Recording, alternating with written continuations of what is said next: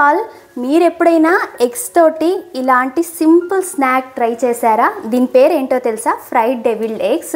మామూలుగా అయితే దీన్ని డీప్ ఫ్రై చేసి చేయాలి. నేను ఇవాళ డీప్ ఫ్రై లేకోకుండా ఎలా చేయాలో రెసిపీ అయితే షేర్ చేస్తాను.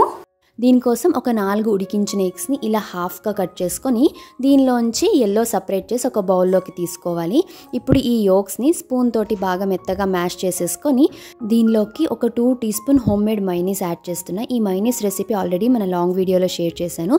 ఆ వీడియో ఈ షార్ట్ కింద ట్యాగ్ చేస్తాను, చెక్ చేయండి. ఇప్పుడు ఇందులోకి రుచికి సరిపడినంత ఉప్పు, ఒక 1/4 టీ స్పూన్ పెప్పర్ పౌడర్, ఒక half teaspoon chilli powder వేసి ఒక హాఫ్ లెమన్ జ్యూస్ని స్క్వీజ్ చేసుకొని అంతా మిక్స్ చేసుకొని బాగా పేస్ట్ లాగా చేసుకోవాలి. ఇంకొక బౌల్లో ఎగ్ని వేసుకొని బాగా బీట్ చేసి ఒక ప్లేట్లో కొద్దిగా బ్రెడ్ క్రమ్స్ని తీసుకొని కొద్దిగా ఉప్పు, చిల్లీ పౌడర్, పెప్పర్ పౌడర్ వేసి అంతా బాగా మిక్స్ చేసుకొని ఇప్పుడు ఈ ఎగ్ వైట్స్ని ఎగ్లో డిప్ చేసేసి బ్రెడ్ క్రమ్స్తో బాగా కోట్ చేసుకోవాలి.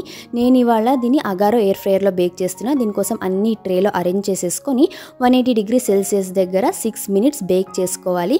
ఆ తర్వాత మనం ముందుగా ప్రిపేర్ చేసుకున్న ఎల్లో మిక్స్ని ఎగ్ వైట్స్ పైన స్కూప్ చేసి ఇంకొక 2 మినిట్స్ 180 డిగ్రీ సెల్సియస్ దగ్గర బేక్ చేసుకుంటే ఎంతో క్రంచీగా టేస్టీగా ఉండే ఫ్రైడ్ డెవిల్డ్ ఎగ్స్ అయితే రెడీ. ఇంతే, చేయడం చాలా సింపుల్.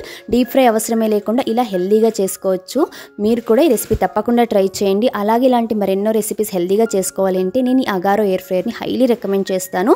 ఈ ప్రోడక్ట్ లింక్ డిస్క్రిప్షన్లో ఇస్తా, అలాగే ట్యాగ్ చేస్తాను. ఇంట్రెస్ట్ ఉన్న వాళ్ళు ఒకసారి చెక్ చేయండి. బాయ్.